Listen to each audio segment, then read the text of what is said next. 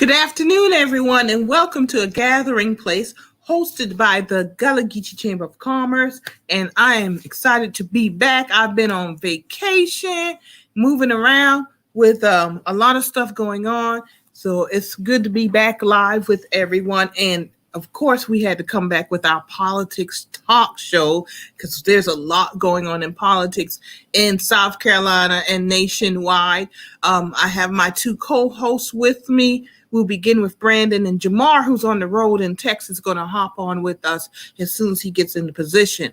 So excited to be here, y'all. We got a lot to talk about, catch up on. And of course, I always have my co-hosts with me. Looking forward to seeing them in a minute.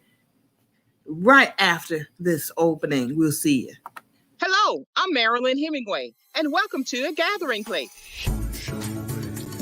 I said, I'm stepping back because we have young voices who want to be heard, and they're moving on something. Brandon is really important to you and your business. Even a basic type of technology, you learn it all. And people are Good question.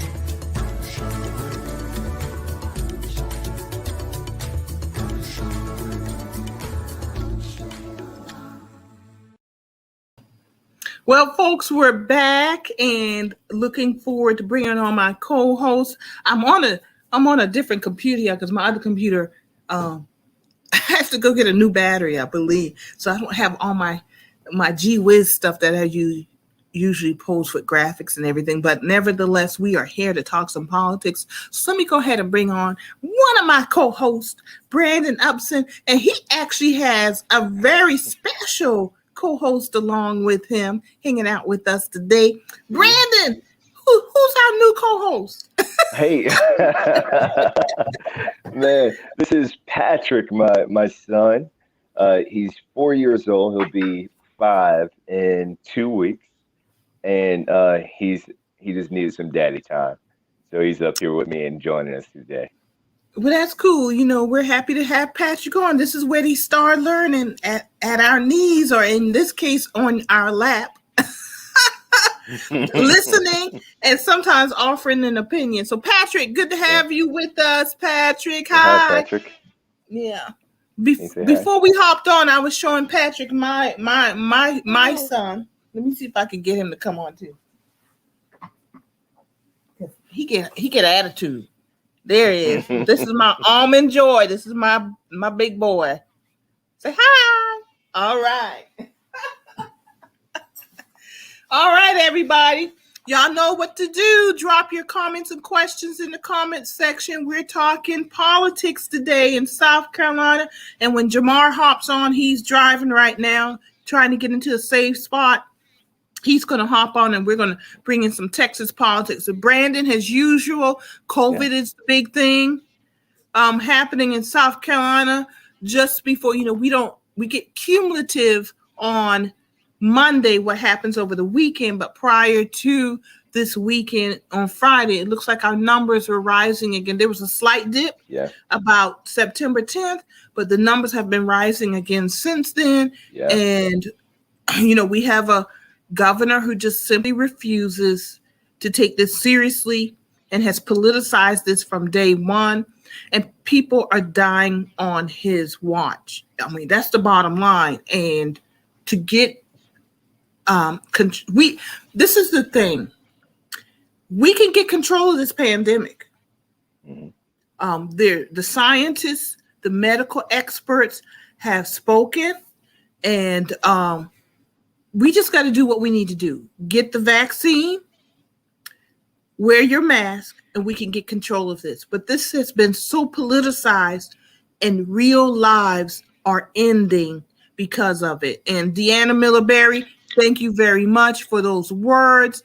And yes, JD Spain, we agree that the governor is reckless. Brandon, your thoughts regarding this COVID and where the governor is, and how do we get out of this? Yeah, so I think when we talk about elected leaders, right, and I'll put some quotation marks around leaders, because some people are elected to do the bidding of someone else, and they're not leading anyone.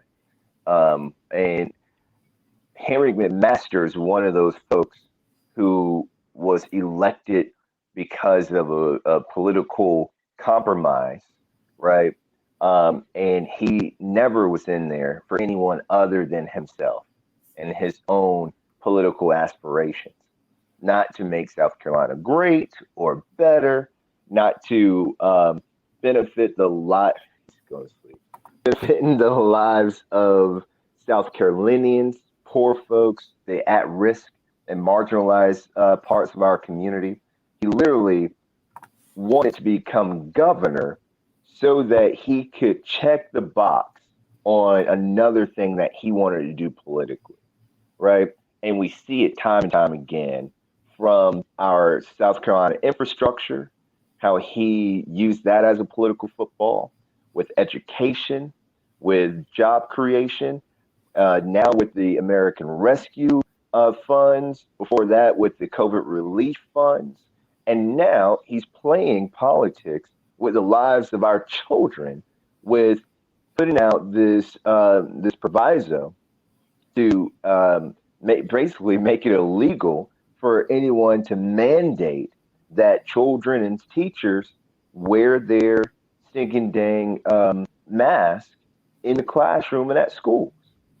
I think the very least that we can do is wear a mask. Even if you're not going to take the vaccine, wear a mask to protect us, everyone else from you. Like, and that's just like covering your mouth when you sneeze or when you cough, right? And we know that this has become a rallying call for Republicans whose backs are against the wall right now, and the only thing they care about is the 2022 election, gaining ground in the midterm elections, and winning back seats. They don't care about the lives that they're putting at risk. They don't care about the families who have been devastated, literally devastated by the COVID-19 pandemic. And this is one of the most heinous and shameful periods, I believe, in our modern day political history, where you have a direct example right in front of your eyes of when they put politics above the lives of citizens. And this is where we are. It's not just Henry McMaster, and I'm sad to say it's not just him. It is literally the strategy and game plan for the Republican Party. And if we don't take matters into our own hands, they are going to allow this. He's just knocked out, snoring now.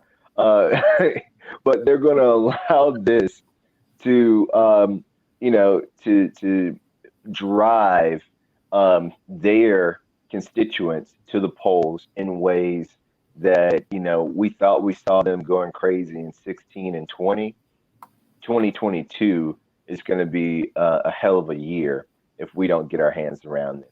The last thing I would say, because I know everybody doesn't agree with the vaccine, at least wear your daggone mask. That's the least we could do. And it's not even just 2022, because we're thinking midterms. In particular, United States House of Representatives and those Senate seats that are up for election. But it's also on a local basis that we need to be concerned, and that is 2021, because we have elections coming up in November that are just as important on a local basis. But sticking with COVID for a little while, this is selfishness. And the ironic thing about it is they're killing their own constituents. The unvaccinated, by and large, tend to be Republican. We know it's not all Republican, because those in the Democratic Party, there are those who also are having issues with the vaccine, et cetera. And also when you pull in health disparities, it's disproportionately impacting Black and brown people.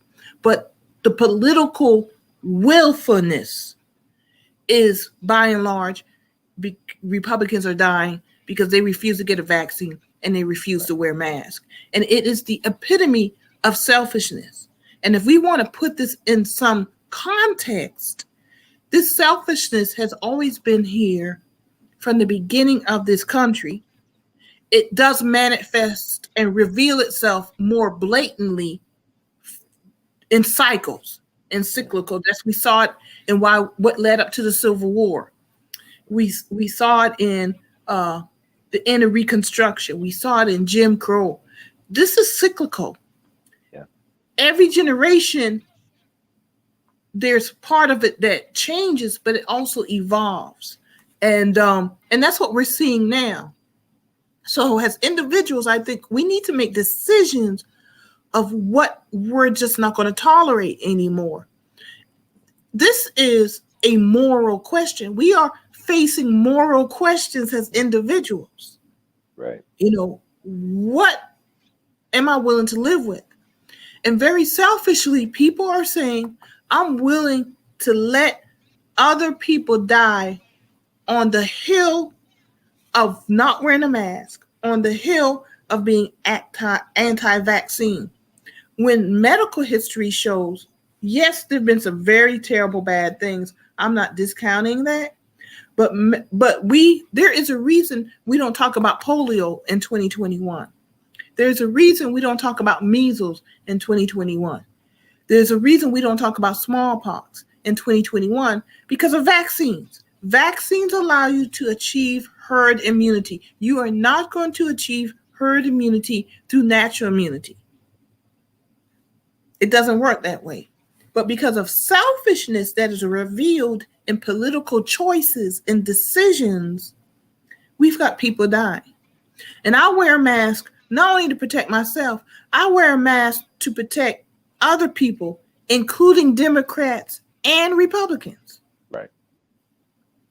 So I don't know what there are practical things we can do to change people's minds. And I think at some point it becomes dumb will just have to die off. Selfish will have to die off. Ignorance will just have to die off. And what do I mean by that? God removes people for a reason. Hey, and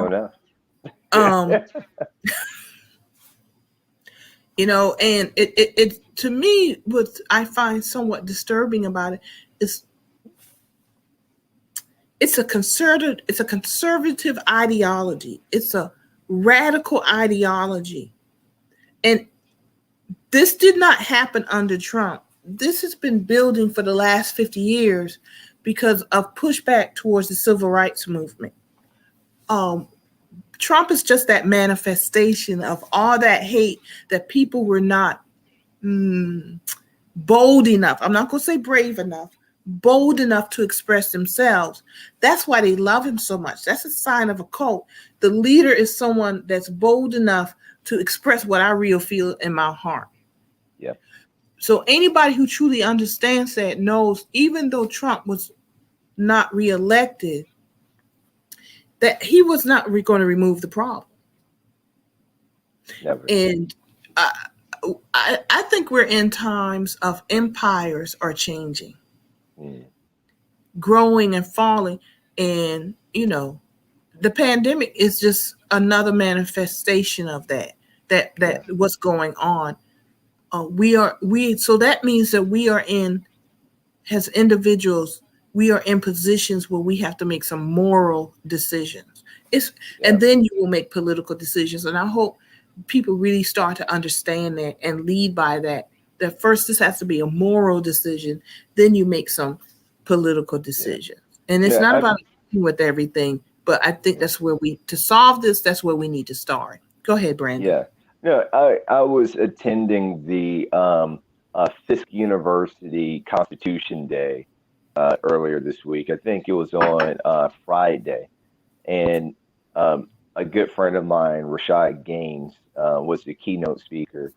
And he said, if we are not careful, if we don't take the job that we have in front of us seriously, as in the job to educate, engage, empower our community, in a few years, the children of Trump may have enough power to turn our democracy on its head, right? And when we talk about what we have to do, we have to be willing to stand up and fight for the moral high ground, right? That doesn't mean when they go low, we lay down and let them walk over us, right? That means that we understand the power of our voice and the power of our numbers. Because when you count it all up, we are quickly approaching a time where the majority of this country is going to be melanated people. And if we allow them to maintain the type of death lock and death grip they have on our country and the direction that we go, and we're continuously reacting to the craziness that they do instead of proactively bringing solutions and staying ahead of their strategies, it's going to be an apartheid state.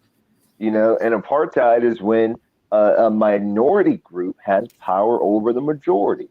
And we just cannot allow that. I'll do everything in my power to stop that from happening, because I refuse to let Patrick and his sisters and any of their generation go forward into a state like South Carolina or the country where, the craziness is running rampant and they are perpetually being left out of opportunities. Last thing I'll say, because I think when we talk about COVID, we have to also talk about the immense amounts of money that's being generated through this crisis that is COVID-19. The large sums of money that are coming from the administration to combat the impacts that COVID-19 has had on our country, on our psyche, on our economy. This is one of those things where, we've seen this play out in our history, where generational wealth building opportunities with government finances have been passed down, and our community has gotten less than 2% of our fair share of the pot, right?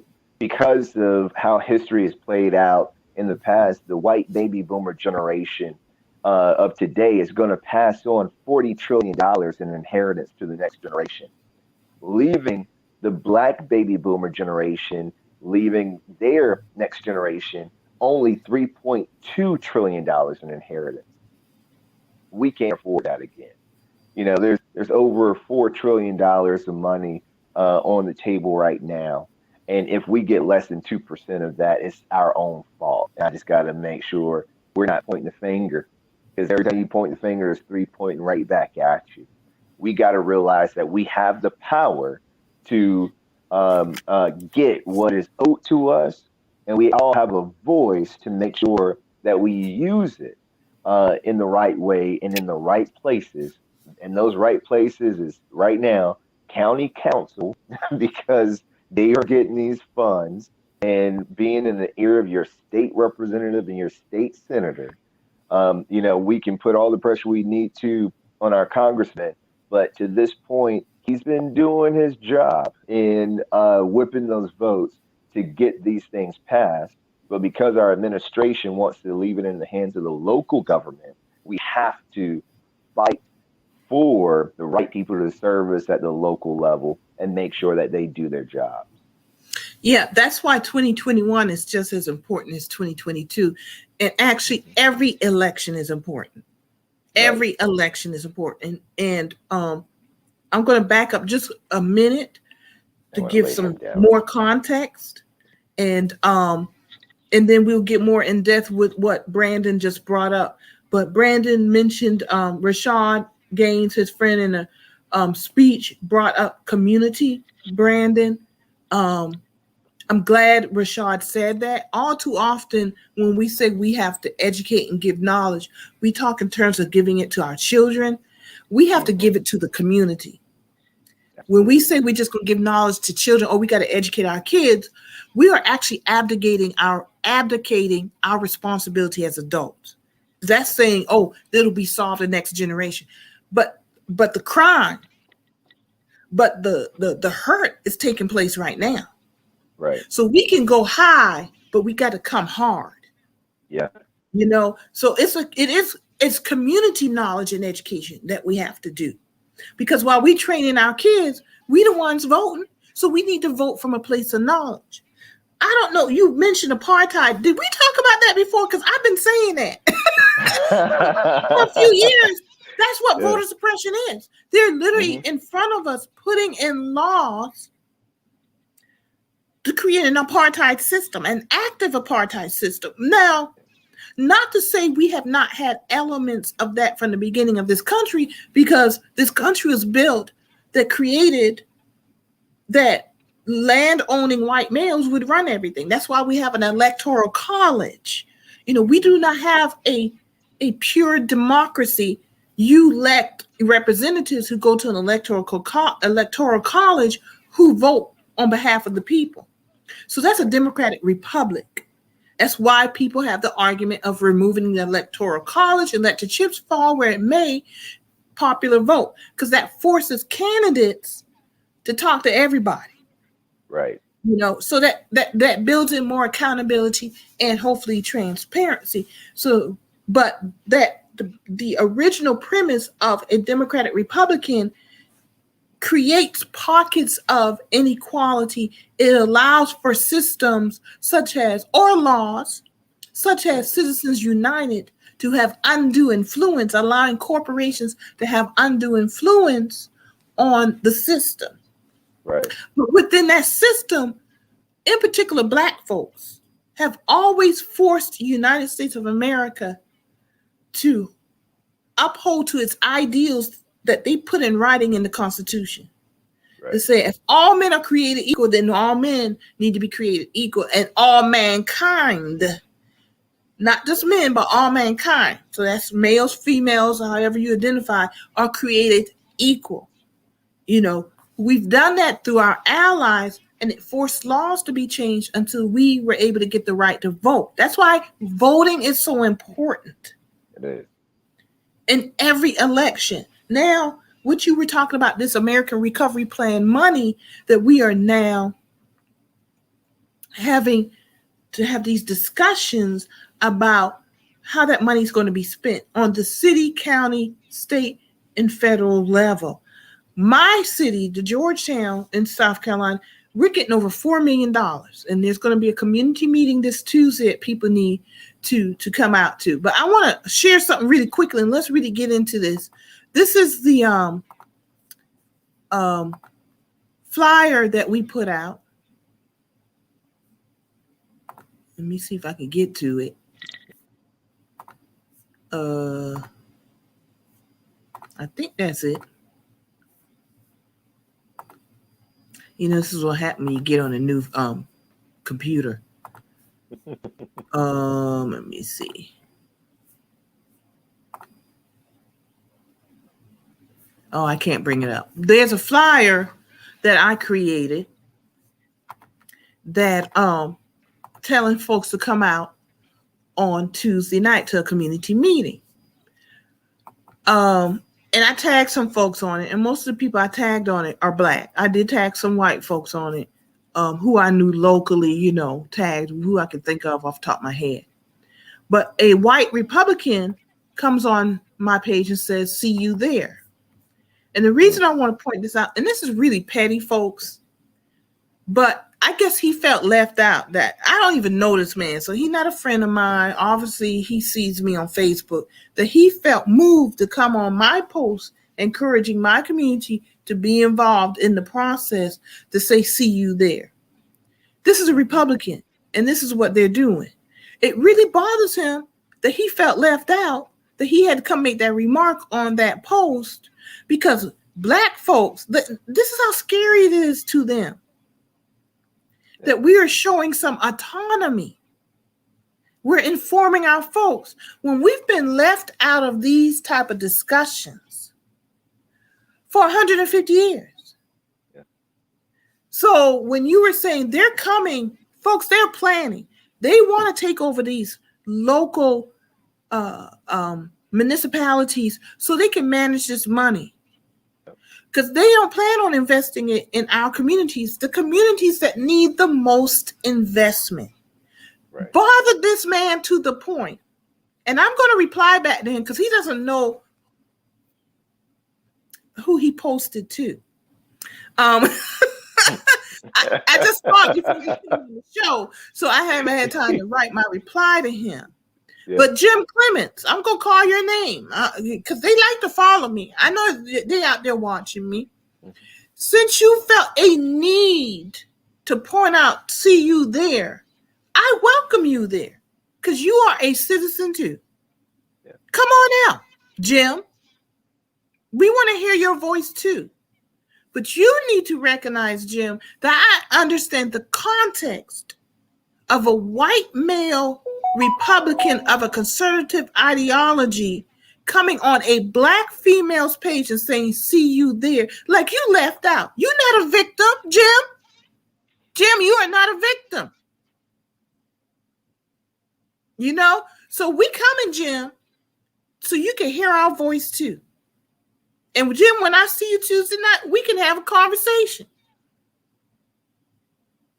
And I say this to people because we as a black community, we've got to understand every day we got to get up and not play with these folks.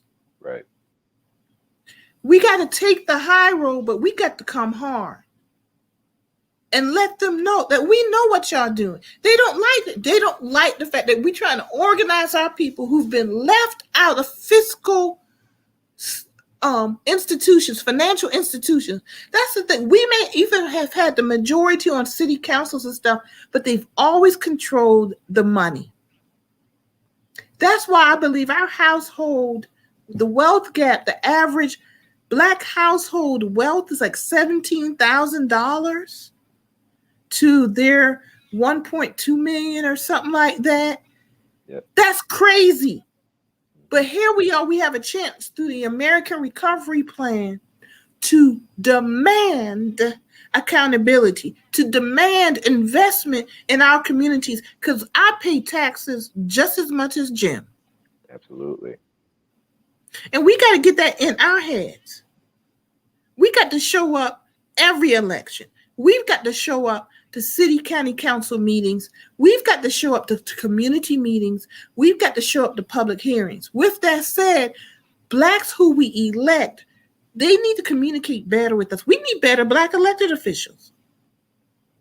We do. Say that. We do. They're not doing their job. They're upholding the good old boy system too. Because they're satisfied with the crumbs. Yep. And by the time they get their crumbs, we get a crumb if we lucky. Sometimes we only get a chance to smell it. We only get a chance to smell the pie. We never even got a chance to taste it. Yeah, but look, we get the whiff. We get the whiff of the crumb floating by. Yeah. And just think about this. So over in Charleston County, just think about this. Just two cities in Charleston County. So the city of Charleston and the city of North Charleston with the recovery funds, each one of them, will get more than $20 million apiece in Recovery Act money. So that's just two cities. Now imagine, what it's going to look like across this entire state. And a lot of people don't know this, but with the distribution of the Recovery Act funds, Henry McMaster limited and stopped the amount of money that was going to some of our rural, predominantly black governed counties in this state, saying that, quote, he didn't trust them with that much money at one time, basically saying that they cannot manage their city or this money that's coming without government oversight. So what did he do? He identified a branch of the state government who will be the manager of these funds as they're being distributed to these counties and municipalities. all he was doing, y'all, and this is my conspiracy theory, but I've seen this done before. They wait and try to buy time so they can figure out how can I get my people in position to get as much of this money as possible. How can I get my people in position so that they can get as much of this money as possible? So if Orangeburg, South Carolina is supposed to get $15 million, and Orangeburg, South Carolina is predominantly African American, we are going to get a disproportionate amount of those funds. If we get 10 to 15%, they might put, 26% for our, we're 26% of the state of South Carolina, and the other 74% of those funds will go to, white-owned businesses and contractors and vendors and nonprofits, versus, black-owned and run organizations. That means that we did not put our people in position to acquire as much of those funds as possible. What we're in, it literally is not a game, but it is a game, Mhm. right? Because it's Mhm. real life. But they're Mhm. playing this game at a level that we need to step up to. We cannot be ashamed to call out and do the things we need to do to get what is ours. This money was put in the pot and approved to come down to these municipalities, and a lot of it had our names on it. And if we don't get these funds, you know, Charleston getting, I believe, $24 million, North Charleston get $21 million, Rock Hill getting $12 million, towns like Winsboro, South Carolina, getting $2 million. I think y'all are in Georgetown getting over $4 million. Trenton, South Carolina, getting about the same. These these dollars can literally change the trajectory of communities because we have not had that type of direct investment in years. And that ain't it. You got the Family Cares Act that they're working on. We got the infrastructure package that's being debated right now. If we can get, our dinos to jump on board with doing the right thing. Another example of folks putting politics over people, with Joe Manchin and Cinema holding up these life-changing and game-changing acts. Oh, I see Brother Brown is He- on here. yeah, he's muted. Jamar, you muted. I hope you can unmute. But go ahead, Brandon, because what but you're at, saying at needs to be heard. but at the end of the day, that we do have the power to make sure that our community gets what's owed to us. If we are comfortable with getting a whiff of the pie and not a slice of the pie, then it is our fault. If we only get the crumbs, and when we were supposed to get half of the whole daggone pie, it is our fault. So how do we do that? We show up to city council meetings and we get on the record and say, Recovery Act funds were given to our city, and we demand that a certain portion of this goes directly into Black and minority communities in the city. Go to county council and say the exact same thing. Call up your state representative and don't leave a message. Don't just send an email, but set up a meeting so you can tell them either to their face or by Zoom.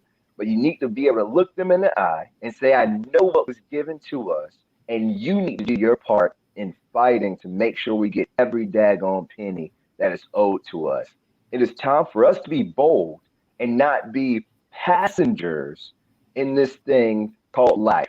We got to take the wheel, especially when it comes to our politics, especially when it comes to our economics, and stop relying on someone else to do it for us. It's time for us to hold ourselves accountable and hold each other accountable to making sure we get what is owed to us. Cut the check, as Miss Nicola Hemphill would say. Cut the check, and let's get it, y'all. Send me.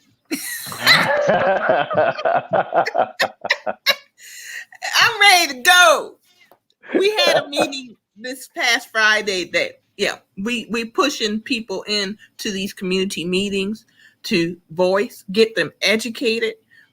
Y'all go to your city county council websites. They should have proposed plans up there so you guys can get educated on what's proposed.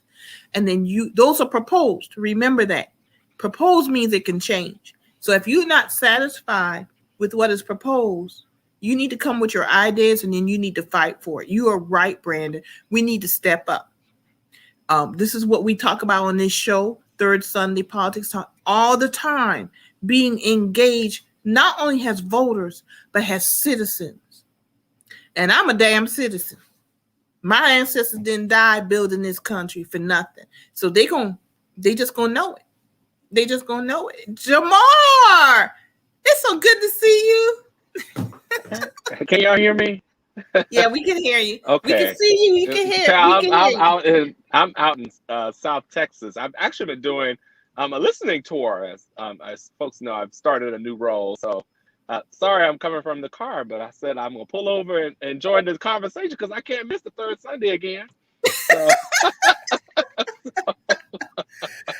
But I'm glad you're here though, and I'm glad you're talking about listening sessions. Before we get into that and what you've been up to lately, and you see any tumbleweeds out there? Stop it. That's where he is, y'all. He really is out in South Texas. So if y'all know Texas, they got some tumbleweeds out there. But anyway, Jamarr, tell us what you've been up to. Tell us about the listening sessions, and is this something, if it's working, these are things we need to be doing in South Carolina too. But what have you been up to lately? Tell everybody your new title and what you've been up to. Oh goodness, what have I not been up to is probably the question. But so I am proud that 2 months ago, just over 60 days ago, I joined the Texas Democratic Party. I'm as co-executive director. One of the things I think that is fundamentally important is I'm the first African American or first Black executive director in history of the Texas Democratic Party. And what that means is not just a seat at the table, but it means representation in strategy, messaging, decisions about investments and funding and resources, all the things Brandon was talking about, and how we do candidate recruitment and how we organize, how we register voters, how we engage voters, how we engage the legislature even. And so, I am honored to be in this role, and obviously I'm from Charleston, but got my start in South Carolina politics. So everything I've learned over the past 12 years or so that I've been involved in politics definitely has led me here. But what I'll share with you all about what's going on right now in Texas is the governor has lost it. I mean, there's no other way to put it. I mean, I'm not even saying that because I'm the Democratic Party ED. I'm saying that because there is what we're seeing is not just Henry McMaster, it's Greg Abbott, it's Ron DeSantis, it's tyranny, what they're doing. And they're really trying to run dictatorships. And what we have to always remember, as I shared with folks in South Texas this weekend, is what we have to remember is our democracy is driven by the people. And it must be driven by the people. Now, the elected officials are the people we elect to make decisions, but they are not the only people who are to drive our democracy. And so I think that that's something we have to make fundamentally clear. You're not elected to drive democracy by yourself. You're elected to work. Democracy is a social enterprise, and that we should be all working together to ensure that we're moving our country and our communities forward. But a few things that have happened, and I'll just hit some highlights because I could go on. But one of the things I think that's fundamentally important is, we have been doing these listening sessions across the state where it allows us to meet with our county parties, our precinct chairs, community leaders, elected officials all across the state. And what we're doing at these listening sessions is we're visiting places in the community. We're doing press conferences so that we can put new messaging out there. So, for example, in South Texas this weekend, we did a press conference just about the Build Back Better agenda. And Brandon was talking about, as I hopped on, the infrastructure, what that means when you look at the $3,600 child tax credit and what that means for a working family who's trying to figure out how to put food on the table, who trying to make sure that they get their child back to school. So Jamar, you're fading just a little bit.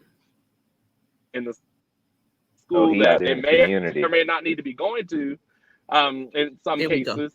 And so I think the important piece is that we've got to get back to, not just even as a Democratic Party, but just as people, is we've got to get back to the front porch issues, the kitchen table issues, because people are really making some fundamental life decisions, right? About what. Okay, can you hear me? I'm Yeah. getting good You too. Yeah, So you came this back. one I'm getting You good. came back. So We're listening. we did a press conference. We did a listening dinner where we had people, obviously we're masked. And, so yesterday we did a phone bank. We did okay.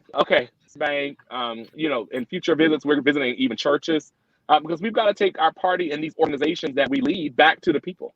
And that's what this is about, not just for me, but, for our entire staff. And so we've been up to that. But today we heard an announcement from a governor's race.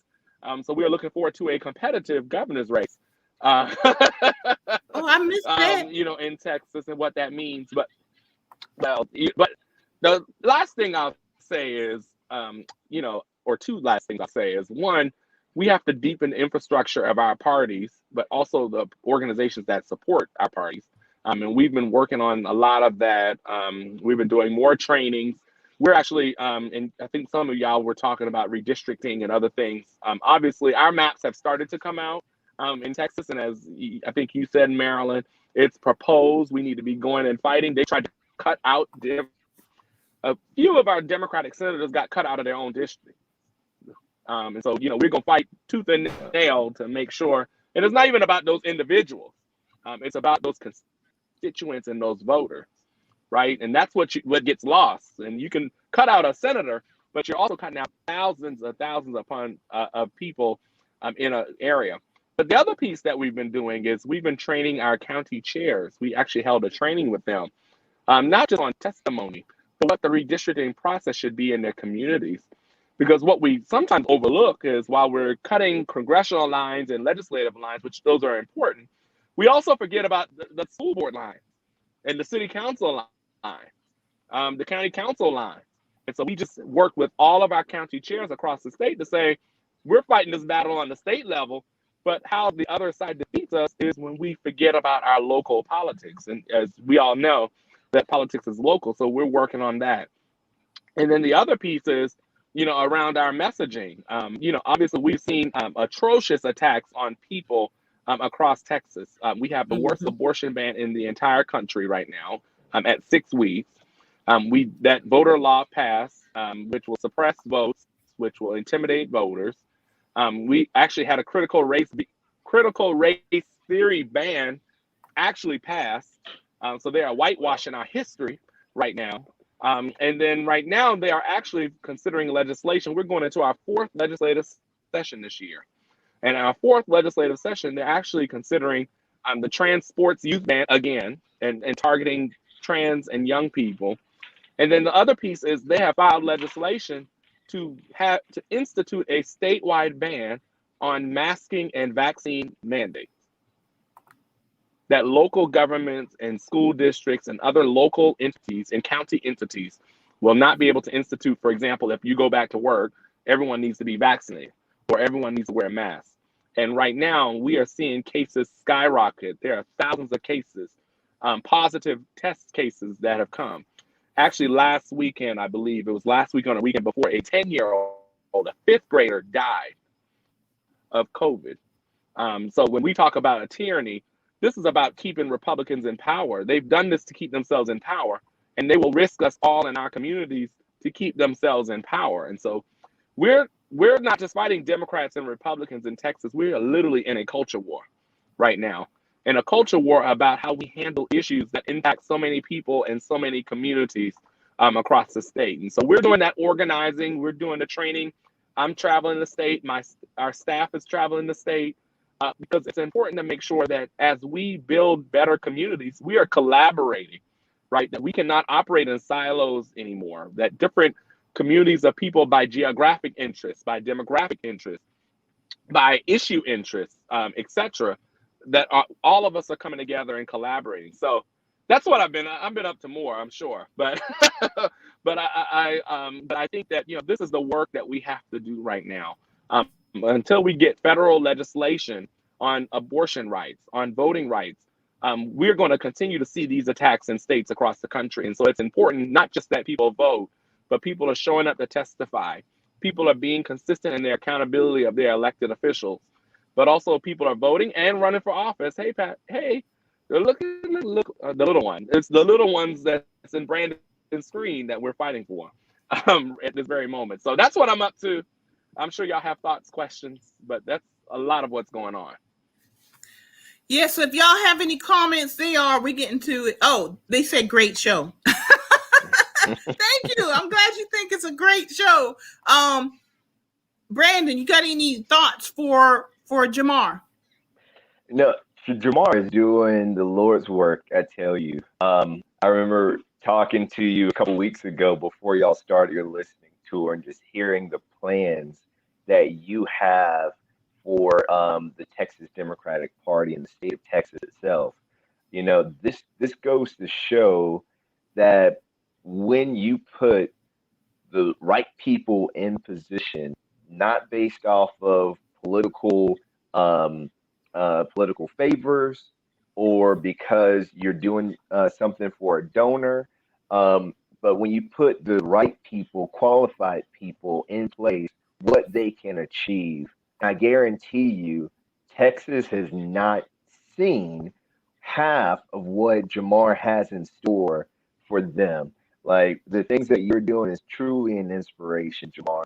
And I'm going to be calling you soon because I got some notes. I know you saw me writing because we need to bring that blueprint over here to South Carolina because we need to strengthen our political infrastructure and we need to educate our organizations and our communities. We have to get our message out there in a broad and a dynamic way.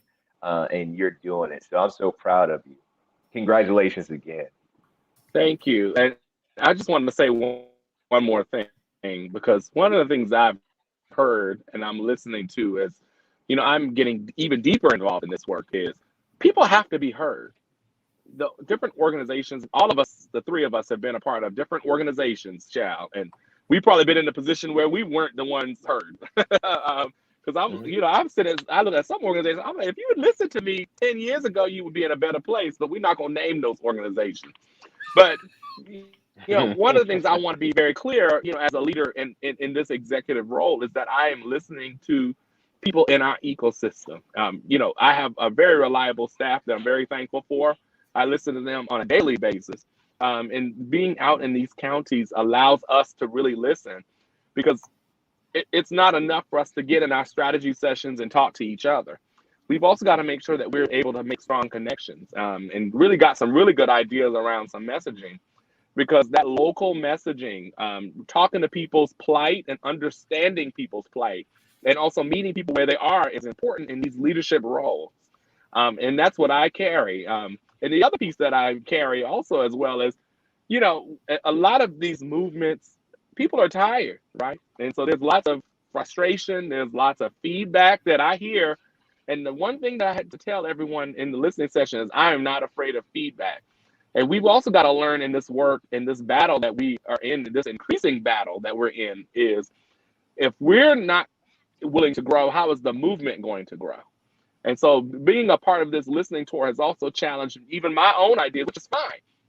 But, as I'm responsible, along with my co-executive director, along with our staff and Senate, state Democratic Executive Committee members and, county chairs and other stakeholders, we've got to be growing individually. And I think we get so focused on voter education that we're teaching everybody else. And sometimes we just need to sit down and be quiet and listen. And so this has taught me, I can sit in a 2-hour meeting and talk for 5 minutes, but our movement will be so enriched. Because we're hearing from the person who's registering voters every day. I'm hearing from the precinct chair who walked into the election office and was told, no, we're not giving you any forms.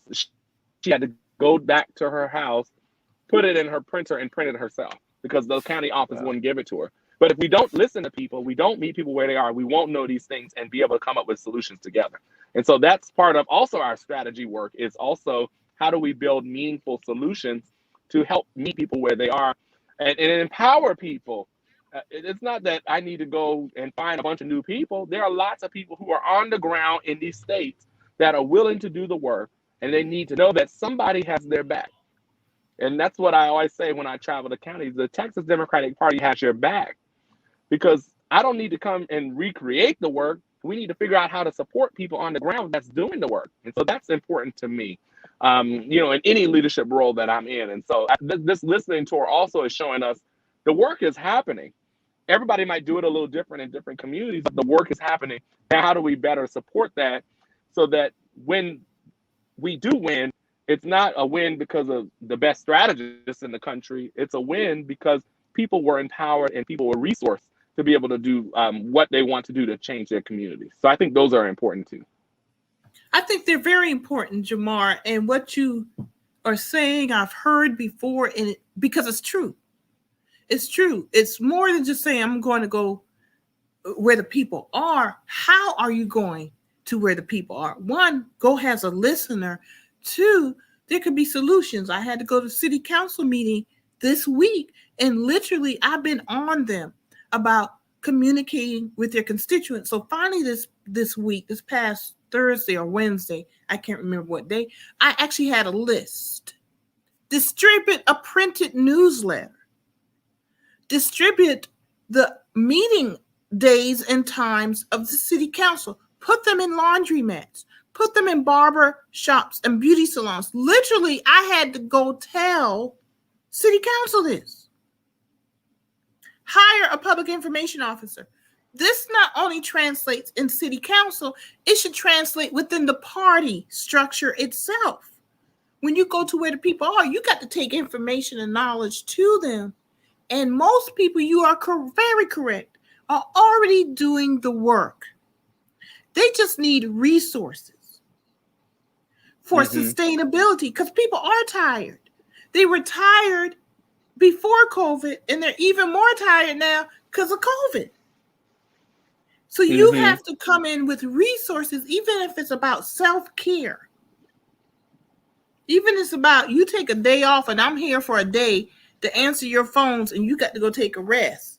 We've got to start thinking in this very granular way where we can provide resources to people who are doing the work. And I've told that to party folks. I've told that to elected officials. I've told it to folks that don't have that much money. And I've told the people who are millionaires. And I'll keep saying it again. So what you're saying is very true, Jamarr. And I'm just going to throw this out here. Oh, we got some comments, Jamarr. Let me go back. We up here talking. All right, hold on. And while you pull up the comments, can I add to that, Marilyn? Sure, go ahead. We've got to go back to the basics. It's great having data. It's great having strategy. All these things are important. And I'm not knocking that. We need to know where people are, target vote. We need all of that. But, I tell people all the time, I actually got registered to vote in Charleston, South Carolina. I graduated high school. And the next week, I went and got a haircut, or right around graduation, I went and got a haircut.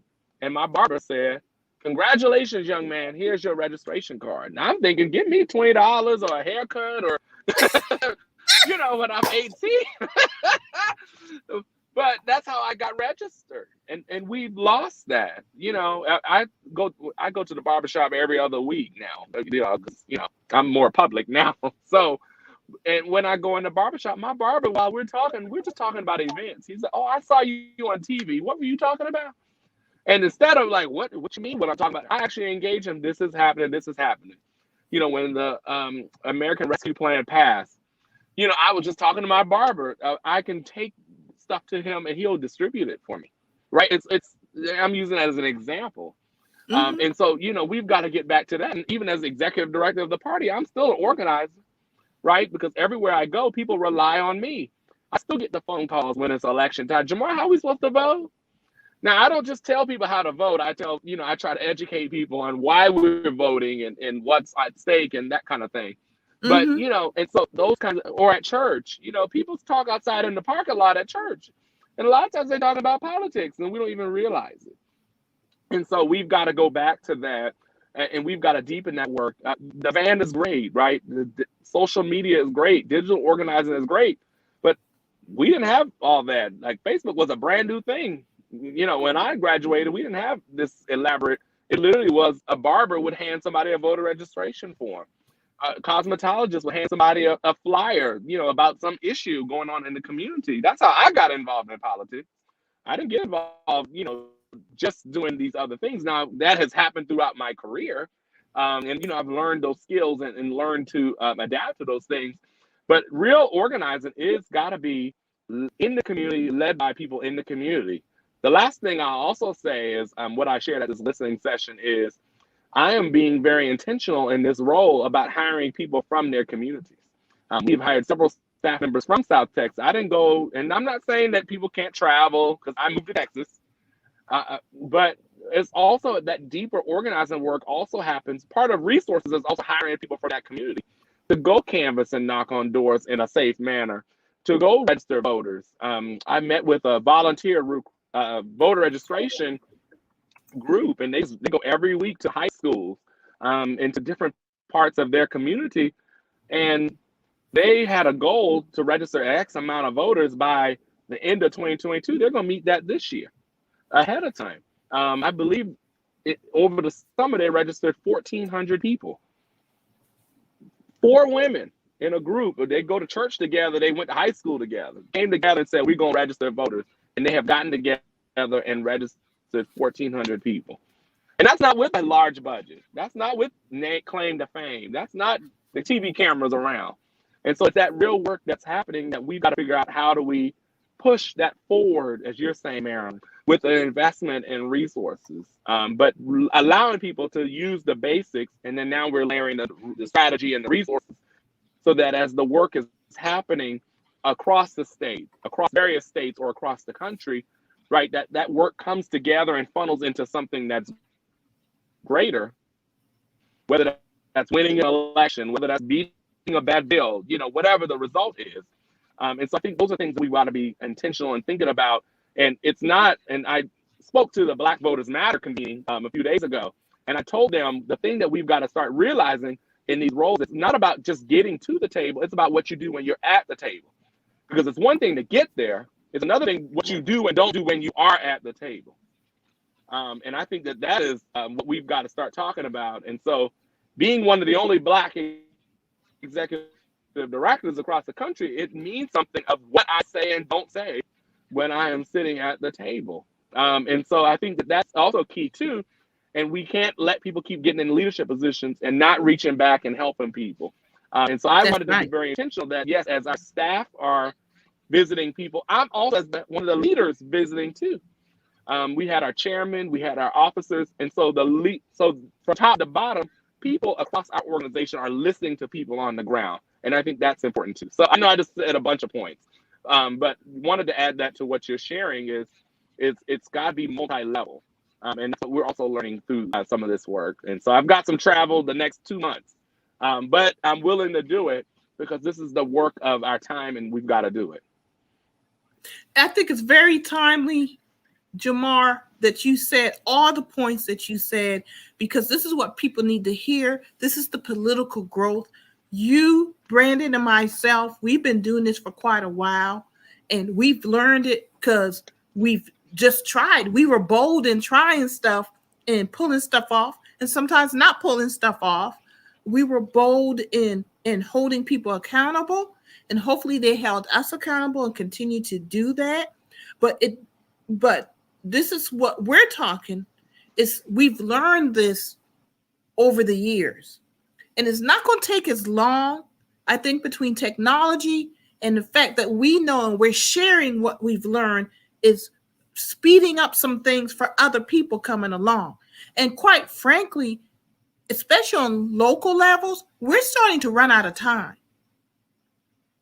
on some things because of gentrification, and other things that are happening, the growth happening in certain areas. Hey, Brandon's coming in and out. I know he's going to try to stay. I want to wrap up the show, and Jamarr had the last 25 minutes. I'm glad you made it, Jamarr. Good timing and everything. And hopefully if Brandon pops back in the next 30 seconds, we'll have him say some last words also. But I want to say this, Jamarr, that the points you brought up, I hope people come back and watch this show, because what we've been talking about, not only the voting, but to go to the people and listen to the people and engage the people and have the people engaged beyond just voting. We've said this time and time again. City, county council meetings, planning commission meetings, any meetings you could go to. And if you can't make them, get people in your community to go to the meetings and bring back the information. That's how you grow and expand.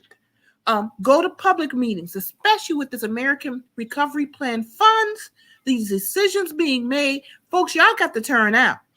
And then you got to go elect people who are going to make sure that money comes into your communities. Brandon, can you say a few last words? We're going to wrap up the show, but I encourage people, y'all come back and watch this show, because Jamar's been dropping some gems today. Go ahead, Brandon, and then we go to Jamarr and we'll wrap up the show.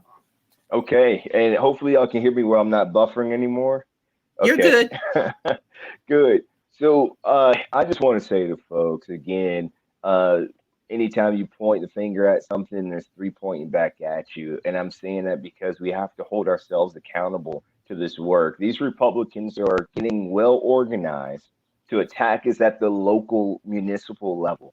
And I just told you, we have millions and hundreds of millions of dollars at stake in our municipalities, coming from the Recovery Act, the Families Act that soon we'll be talking about, and the infrastructure bill that's being debated and held up in our U.S. Senate. You know, if we don't do the work to engage and mobilize our communities, we may miss out on another generational opportunity to build wealth that we can pass on to our children, our grandchildren. Again, white baby boomers in America right now are about to pass on $40 trillion in inheritance, compared to black baby boomers only passing on $3.2 trillion in inheritance.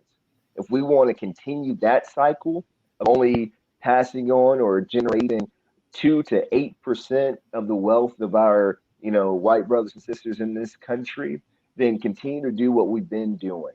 But if we want to level the playing field, if we want to get what's owed to us, if we want to give our children and our grandchildren a shot at living a first-class citizen life here in America without threat of, hurt, harm, danger, miseducation, lack of transportation, lack of clean air, clean water, lack of opportunity for upward mobility, then we need to get out here and do everything that's been said on this show here.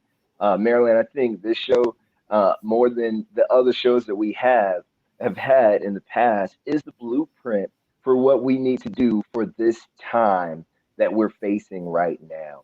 And I just thank you for always making this available. I thank you, Jamarr, for creating and testing the new blueprint for what it looks like to develop and mobilize a political infrastructure that can get these things done and empower communities and individuals.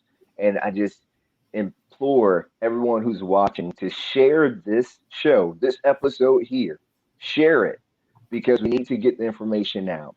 Share it. Tag someone in the comments section. Make sure they watch this thing, and then tell them to share it after they watch it. Because if we don't disseminate this information, if y'all at home who are watching this on your phone or your computer or your desktop or laptop don't help us spread this, it's not going to go any further. And then when we don't get what we're supposed to have, we're going to be looking at who's to blame.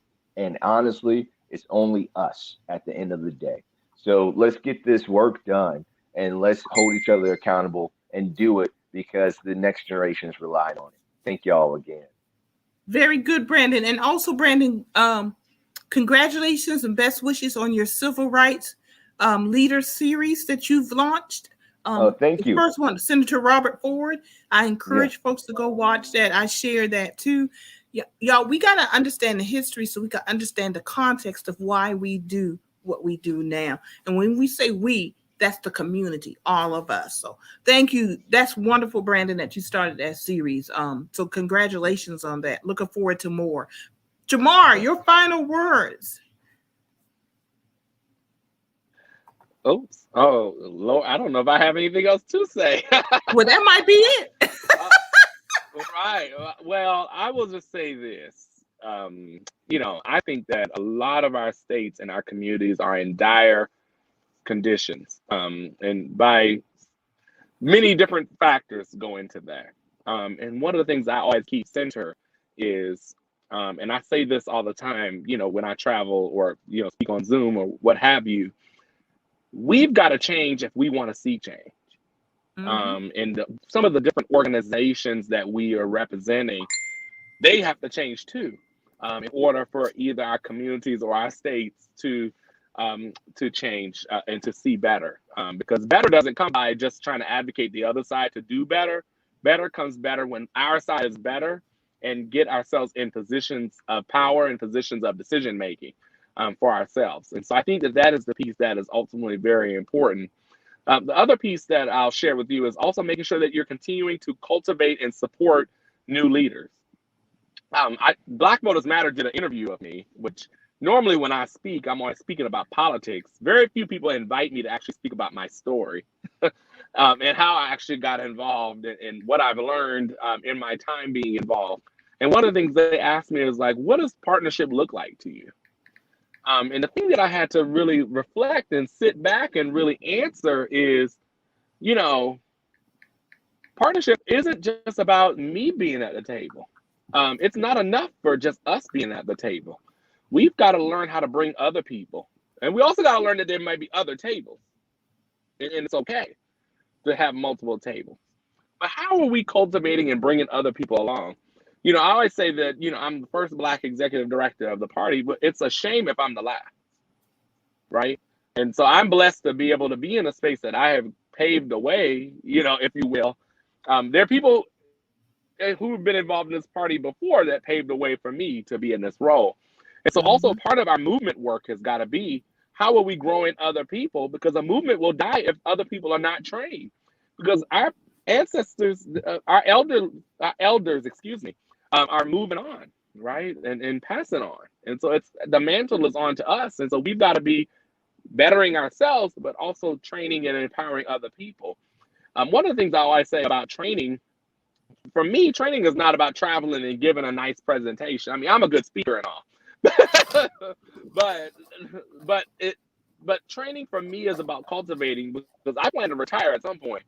And so I want to know that whatever organization or movement I leave behind, it's actually going to continue to be run well, because there are people who are trained to do it. Because passion is great, but passion and skill, along with your interests, I think is even more important. And so it's not enough to just have passion anymore. We've got to meet people where they are to take that passion and take the work that they're doing and better invest in them so that they grow into the leaders they are already. And a lot of times people are already those leaders and don't even realize it. Because the ladies I met with in South Texas is, they were just like, I'm just registering and vote. I'm like, you're a leader. You're doing, what works for you, what doesn't work. How do you talk to people? And someone else was listening and she was like, I've never registered a voter, but I want to come. And so the agreement that when we left the meeting was that this other woman was going to go shadow the 4 women. That's a new person that's registering people. And all of us are touching different people. And so we have a responsibility to grow our movement by cultivating each other. And it's okay to bring other people to the table. It's also okay to have multiple tables. And so I encourage folks to make sure that we're doing that leadership work as part of our movement, both individually, but also collectively.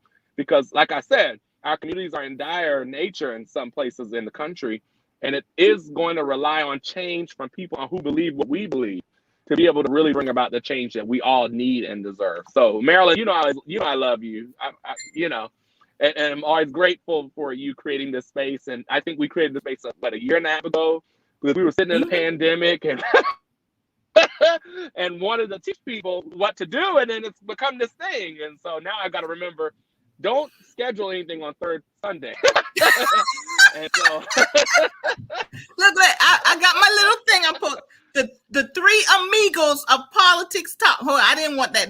I don't want it to be a ticker, but yeah, I said the three amigos of politics talk right there. All right, we finally back together after about 2 months or something. So yeah. I know I've been transitioning, but and it really just came. We just were sitting together and just said we want to do this. We didn't think this was going to turn into this, but sometimes you just gotta, again, like I was speaking about the ladies I met in South Texas. Sometimes you just gotta get together and say, we're just gonna do it and see what happens, and that's okay too. To sometimes just let things happen and figure it out and learn as you go. And so we've been learning how to use the technology, learning how to do different things so that we can continue educating our peers who are watching. So we're grateful for you, Marilyn. You know, I love you, Brandon. I don't have. You doing all the things. I did watch the Senator Ford interview. That was great, because we need to learn where we were so we can continue planning where we're going.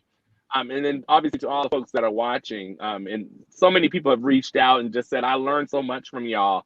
And sometimes it just takes an hour of our time to say we're willing to share what we know. And that grows a movement, that gets someone else inspired, that gets someone else involved. So I'm always grateful to be on, even if I have to sit in the car.